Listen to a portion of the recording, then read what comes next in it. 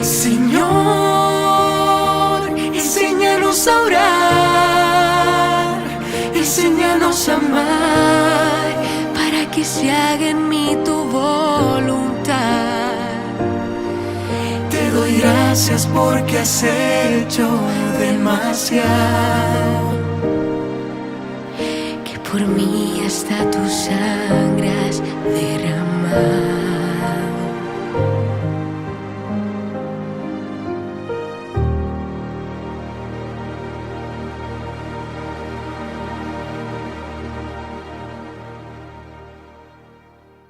Mis queridos peregrinos, llegamos finalmente a la última petición del Padre Nuestro. Qué hermoso. Hemos ido recorriendo lo que es la oración, cómo se reveló la oración en la Biblia, en el Nuevo Testamento, en la vida de la Iglesia, en la tradición de la Iglesia, lo que es la oración, los tipos de oración que hay, los obstáculos de la oración.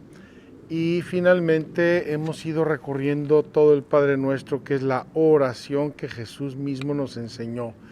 La oración dominical, la oración del Señor. Y vamos a terminar hoy. Mañana, miércoles santo, va a ser solo el final. Vamos a ver qué se nos ocurre, qué nos inspira el Espíritu Santo para ponernos ya de frente al triduo sacro.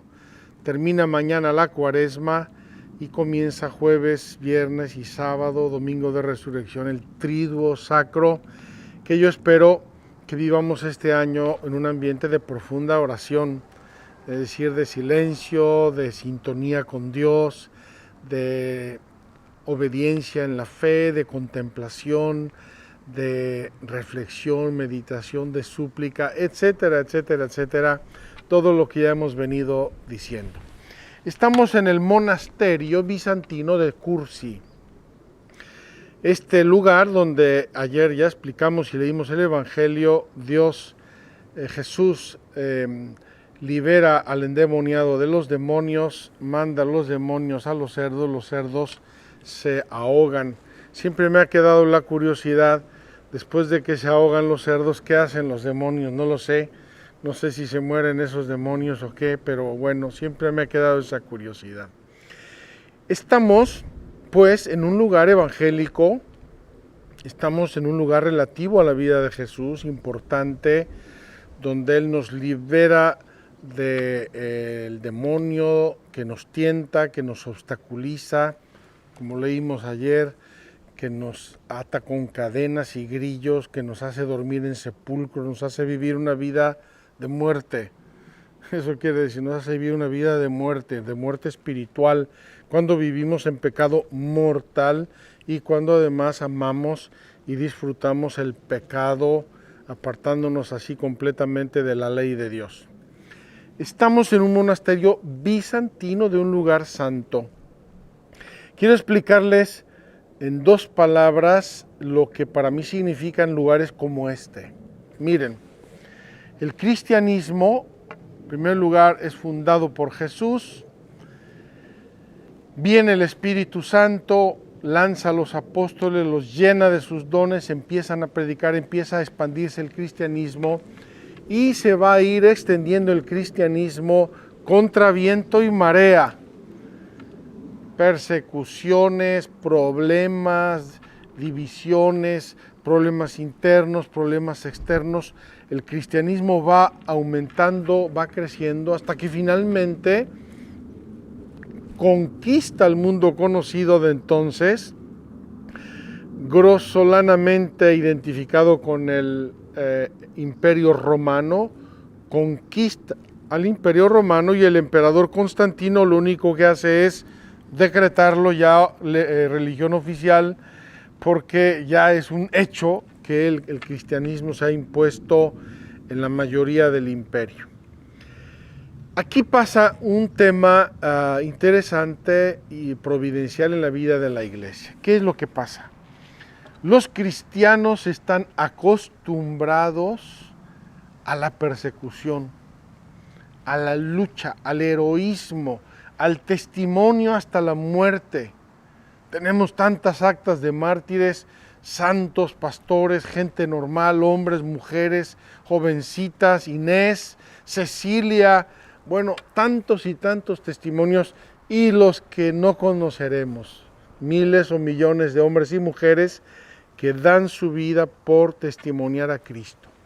Esa es la iglesia de la que dicen los padres de la iglesia que no le tenían miedo a la muerte, porque era el pueblo de la resurrección o el pueblo del domingo, porque es el día de la resurrección. Entonces, ese pueblo acostumbrado a testimoniar a Cristo en términos súper difíciles, complicados y heroicos, de repente se encuentra con un momento, una situación un poco más serena y más pacífica. Y entonces surge en la iglesia la vida monástica. ¿Qué significa la vida monástica? El deseo de vivir una vida cristiana heroica en su sencillez. No podemos mostrarles y no podemos usar drones ahora en Israel, pero este monasterio era enorme. Aquí vivieron cientos o miles de monjes viviendo una vida heroica en la observancia de los votos religiosos, de los votos de las órdenes iniciales. Estamos hablando de San Antonio de Egipto, San Basilio, estamos al inicio, antes incluso de las órdenes propiamente dichas, como la orden benedictina, que podemos ubicar en el año 600. Ahí tenemos 2 siglos, siglo y medio, 2 siglos y medio, donde el deseo de vivir la vida cristiana heroicamente se transforma en formas de vida religiosa, monacal, más o menos similares. Apartarse del mundo, vivir en castidad, vivir en obediencia, vivir en pobreza extrema, vivir meditando la palabra de Dios, vivir en vida común, en fraternidad o una vida eremítica. Entonces, este lugar me da a mí toda la sensación de que es una continuación de esa lucha contra el demonio. No nos dejes caer en la tentación y líbranos del mal. Y entonces, ese líbranos del mal es una opción radical por Dios. En este contexto quiero hacer nuestra última petición del Catecismo del Padre Nuestro, la 4ª de la 2ª serie, la imploración que le pedimos a Dios: líbranos del mal. Y recordemos que hay males de muchos tipos. Cuando al Catecismo antiguo del Padre Astete le preguntaba cuáles son los enemigos del alma, es decir, los males, enemigos del alma, decía: los enemigos del alma son el mundo, el demonio y la carne. El mundo, el demonio y la carne. Hay males espirituales, hay males físicos y hay males que nos vienen del demonio, del mal, del espíritu del mal. Bien, pues vamos a ver aquí qué nos dice el Catecismo, cómo podemos vencer ese mal y cómo le pedimos a Dios que nos libre, que aparte de nosotros esas piedras que a veces entorpecen enormemente nuestro camino.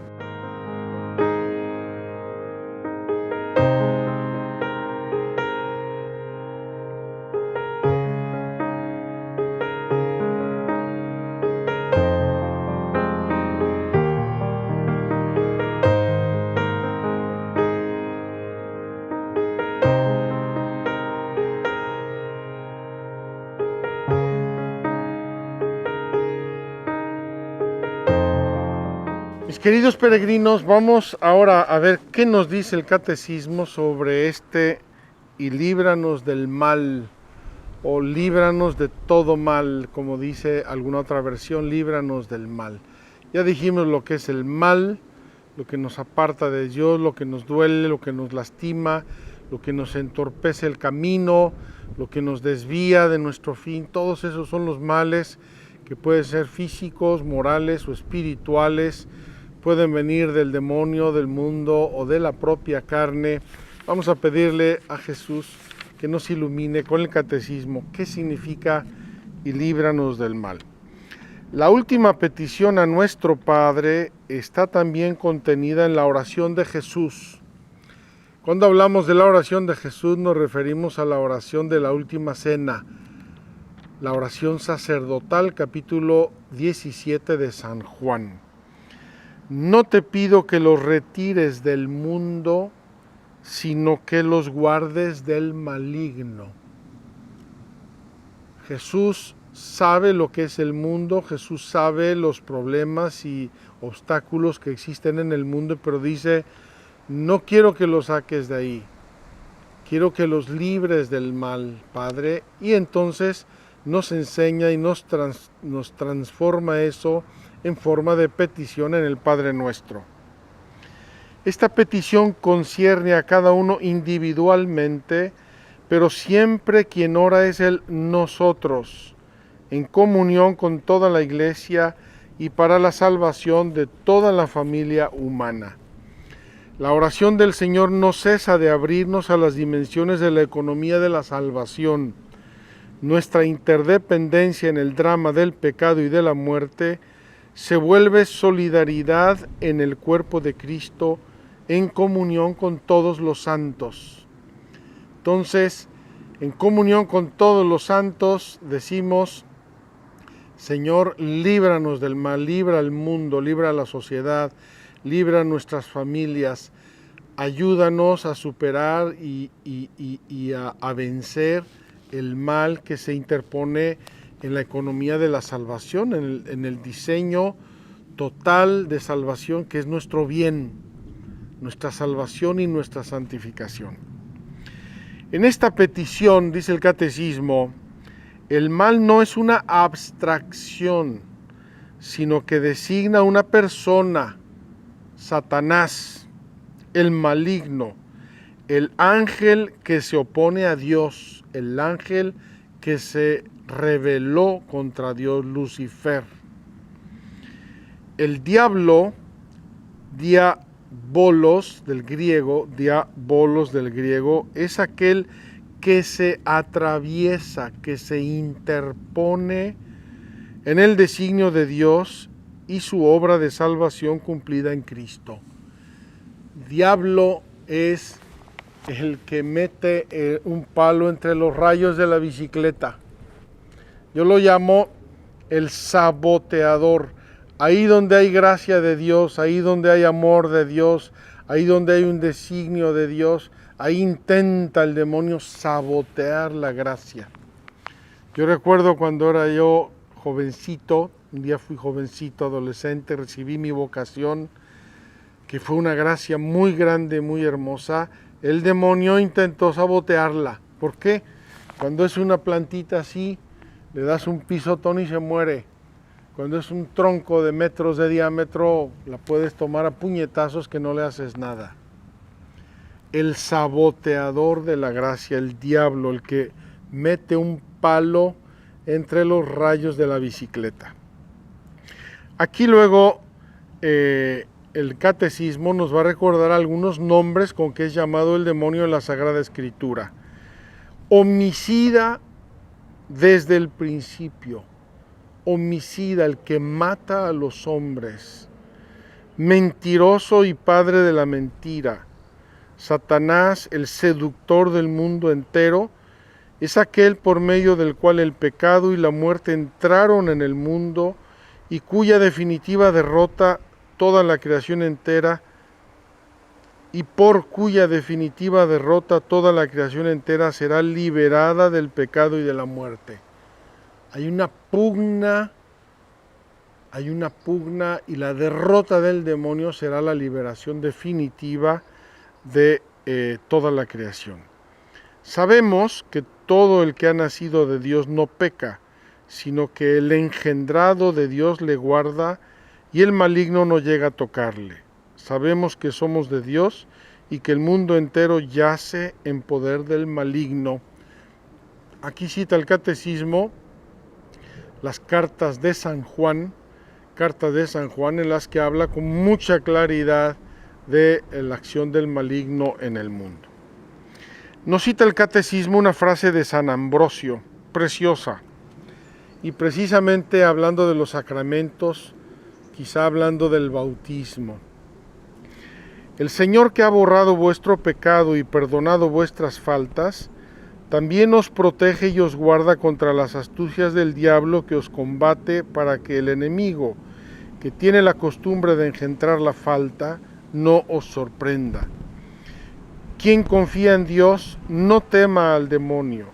Si Dios está con nosotros, ¿quién estará contra nosotros? Una hermosa y sencilla constatación que hace San Ambrosio de la acción de Dios en nuestras almas. La victoria sobre el príncipe de este mundo, nos referimos también a San Juan, el Evangelio de San Juan. La victoria sobre el príncipe de este mundo se adquirió de una vez por todas en la hora en que Jesús se entregó libremente a la muerte para darnos su vida. Ahí dice el evangelista, en aquel momento el demonio, el príncipe de este mundo salió fuera, fue echado fuera, fue derrotado. Es el juicio de este mundo y el príncipe de este mundo ha sido echado abajo, dice literalmente el Evangelio. Él se lanza en persecución de la mujer, pero no consigue alcanzarla. La nueva Eva, llena de gracia del Espíritu Santo, es preservada del pecado y de la corrupción de la muerte, concepción inmaculada y asunción de la Santísima Madre de Dios, María siempre Virgen. Entonces, despechado contra la mujer, se fue a hacer la guerra al resto de sus hijos. Por eso, el Espíritu y la Iglesia oran: ven, Señor Jesús, ven, Señor Jesús, ya que su venida nos librará definitivamente del maligno. El día que sea el fin del mundo y que vuelva Cristo glorioso con todos sus ángeles y sus santos, se acabará la acción del mal y se acabarán las luchas de este mundo y de esta historia. Terminamos número 2854, último párrafo de la explicación del Padre Nuestro. Al pedir ser liberados del maligno, oramos igualmente para ser liberados de todos los males, presentes, pasados y futuros, de los que Él es autor e instigador. En esta última petición, la Iglesia presenta al Padre todas las desdichas del mundo. Las desdichas, lo contrario a la dicha, lo que nos deja dolor, sinsabor, tristeza, amargura, rabia, enojo, desazón, desesperanza. Con la liberación de todos los males que abruman a la humanidad, implora el don precioso de la paz y la gracia de la espera perseverante en el retorno de Cristo.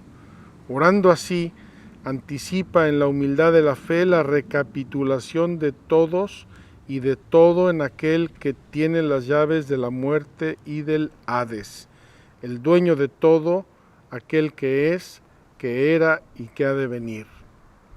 Como decimos después del Padre Nuestro, y es una explicitación y continuación del Padre Nuestro en la liturgia de la Iglesia: líbranos de todos los males, Señor, y concédenos la paz en nuestros días, para que, ayudados por tu misericordia, vivamos siempre libres de pecado y protegidos de toda perturbación, mientras esperamos la gloriosa venida de nuestro Salvador Jesucristo. Queridos hermanos, terminamos nuestro Padre Nuestro, falta el Amén o la doxología final que veremos mañana, pero es hermoso pensar que terminamos con un aire de profunda esperanza. Si Dios está con nosotros, ¿quién estará contra nosotros? Tengamos esa paz, tengamos esa confianza, tengamos esa serenidad cuando miramos al cielo, cuando miramos alrededor, cuando miramos nuestra vida pasada, presente y futura. Pidamos con confianza a Dios que nos libre de todo mal y nosotros, como dice el proverbio, a Dios rogando y con el mazo dando. Tenemos también nosotros que apartarnos rápidamente del mal, tenemos que discernirlo, como hablábamos ayer a propósito de las tentaciones, discernirlo, tener esa gracia, esa luz. Por eso quiero recordarles una frase de la teología, una frase de la teología, una verdad de la teología moral. La oración nos garantiza las gracias actuales para responder a Dios en nuestra vida. Si oramos, Dios nuestro Señor estará presente ayudándonos, iluminándonos, sosteniéndonos, fortaleciéndonos, consolándonos. Qué hermosa esa expresión de Getsemaní, del Evangelio de Lucas, que dice que después de que Jesús oró en Getsemaní pidiendo si era posible que pasara el cáliz, pero que se hiciera la voluntad del Padre, dice el Padre mandó un ángel a confortar a su Hijo. Dios nuestro Señor nos conforta si nosotros luchamos sinceramente, si nosotros le pedimos de corazón y si también nosotros ponemos humildemente y responsablemente nuestra parte. Mañana, miércoles santo, terminamos esta peregrinación virtual. Espero y pido a Dios que todas estas reflexiones de verdad nos hagan cogernos de la mano de Dios. La oración ya no es ni Pedro, ni Pablo, ni María Magdalena, ni Moisés, ni Abraham, ni la iglesia, sino es Dios mismo. Ojalá, queridos hermanos, que aprendamos a orar, que desde ahora nuestra vida incluya un poquito de oración, una semillita que vaya creciendo y que nuestra vida se alinee con nuestra oración, como hemos dicho desde el primer día. Nuestra mesa de 4 patas. Una pata son las verdades que tenemos que creer, nuestra fe, hay que cuidarla, hay que iluminarla, hay que estudiarla. Otra pata son los sacramentos de la iglesia que necesitamos recibir. Otra pata son los mandamientos de Dios, la moral, nuestra vida moral. Y finalmente la cuarta pata de nuestra mesa es nuestra vida de oración y aquí la tenemos. Me imagino como si yo seccionara este bastón en 4 partes y quisiera ver por un agujero dentro del bastón. Solamente será posible si las 4 partes están alineadas. Si tengo las 4 y las tengo alineadas, puedo ver por ese agujero. Si están torcidas, desviadas o caídas, yo no puedo ver el final. Y así es nuestra vida cristiana. Si no están alineadas las 4 partes, difícilmente podremos ver el final. Pidamos unos por otros, encomendémonos mucho, que este triduo sacro sea un momento profundo de oración, de iglesia, de fe, de confianza, de abandono, y que la resurrección nos deje caminando en una vida cristiana más madura, más santa, más fervorosa. Nos vemos mañana, miércoles santo. Que Dios los bendiga.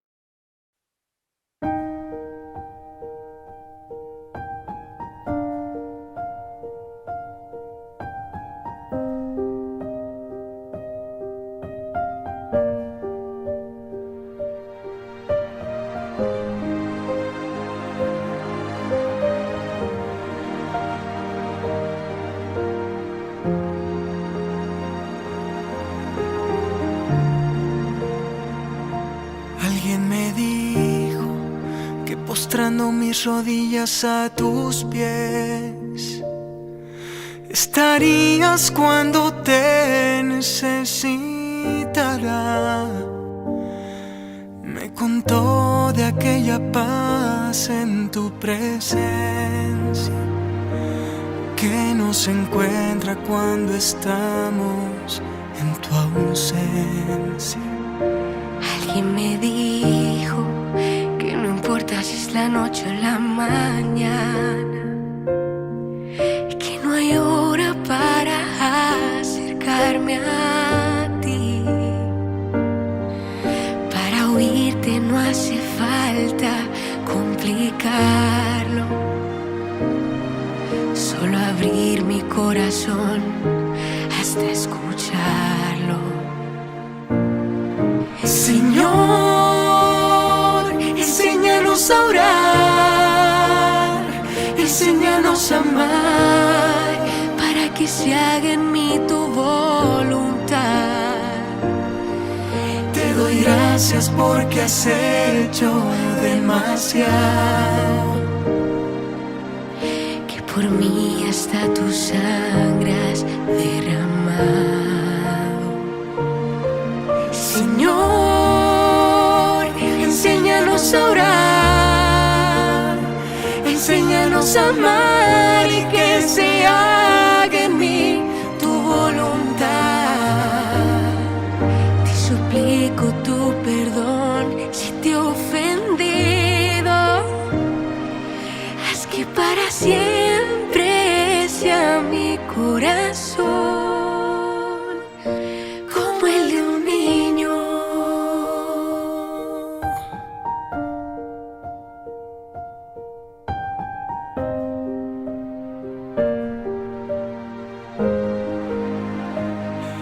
Alguien me dijo que eligiera de tu vida algún misterio, que lo humano también puedo meditarlo.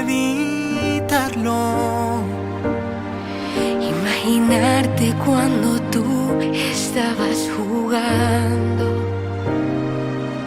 o cuando algo a ti te estaba lastimando.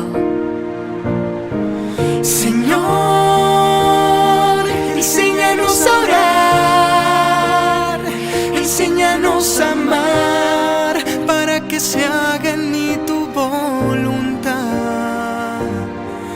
Te doy gracias porque has hecho demasiado, que por mí hasta tu sangre has derramado. Señor, enséñanos a orar, enséñanos a amar y que se haga en mí tu voluntad.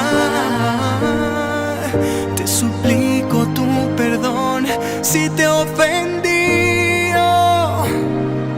Haz que para siempre sea mi corazón